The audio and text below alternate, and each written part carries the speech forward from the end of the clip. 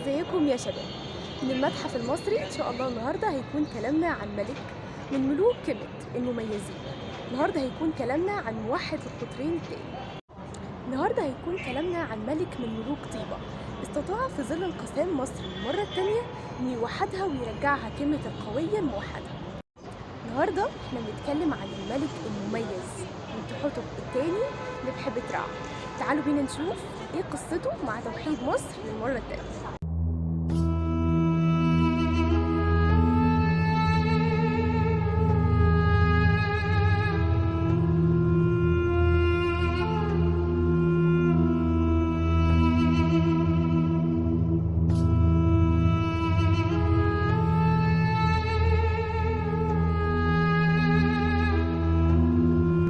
الملك منتحتب الثاني هو مؤسس الدولة الوسطى واللي فضلت ممتدة من منتصف الأسرة ال11 وحتى الأسرة 13.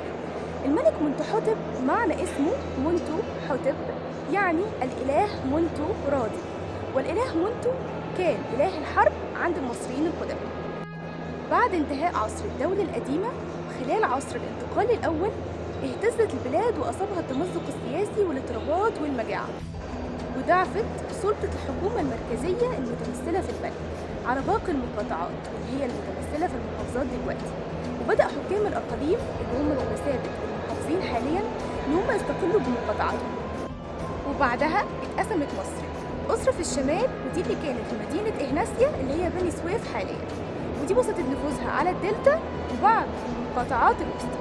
وفي الجنوب سيطرت على الصعيد أسرة طيبية من طيبة، كان من ضمنهم الملك منتحتب الثاني اللي استطاع بجيوشه انه ينتصر على الشماليين ويوحد مصر للمرة الثانية، وعلشان كده اطلق عليه موحد القطرين الثاني.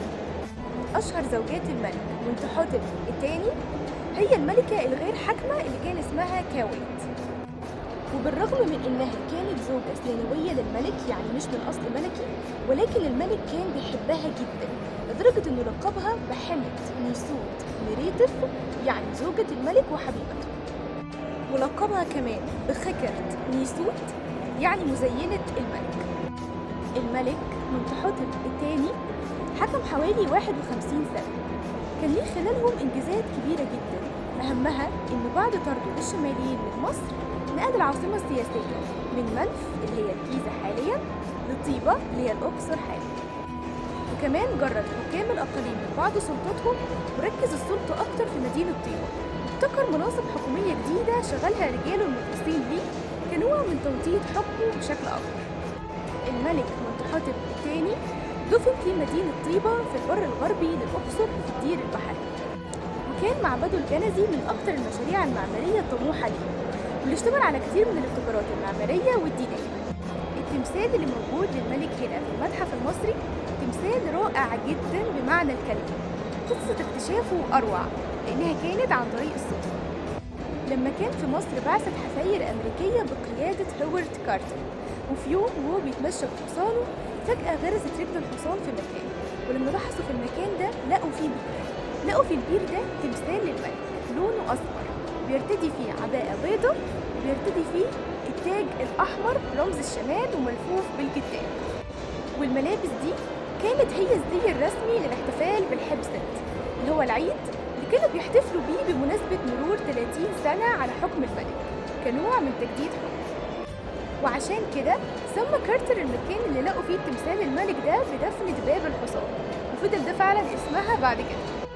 وهو ده التمثال اللي موجود للملك هنا في المتحف المصري، وهو فعلا تمثال أكتر من رائع.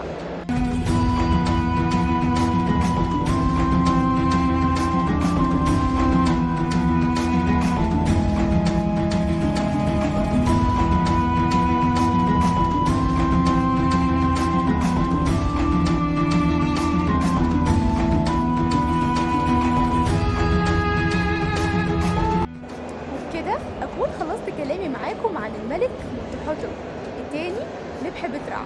أشوفكم على خير إن شاء الله في فيديوهات تانية.